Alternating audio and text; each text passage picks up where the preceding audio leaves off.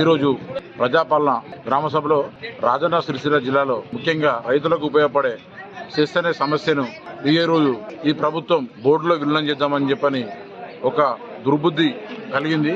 మేము ఈరోజు జిల్లాల గ్రామ పాలక వర్గానికి గ్రామ పంచాయతీలో అప్లికేషన్ ఇచ్చి, ఎందుకంటే ఈరోజు తెలంగాణకి తలమానికమైన సెస్ అనేది రైతులకు సులభంగా అందించే సేవలు, ఎప్పుడు అవసరం ఉన్నా ఒక ట్రాన్స్ఫర్ అవసరం ఉంటే ఒక రోజు 2 రోజుల్లో వచ్చే సేవలను ఈరోజు ఈ ప్రభుత్వం రైతులను ఇబ్బందులకు గురి చేస్తూ నెల రోజులైనా పంట పొలాలు ఖరాబ్ చేద్దామని చెప్పని, ముఖ్యంగా ఈ ప్రాంతంలో రైతులను ఇబ్బంది చేద్దామని చెప్పని కంకణం కట్టుకున్నారు రేవంత్ రెడ్డి గారు. మేము వారికి ఒక చిన్న విజ్ఞప్తి చేస్తున్నాము.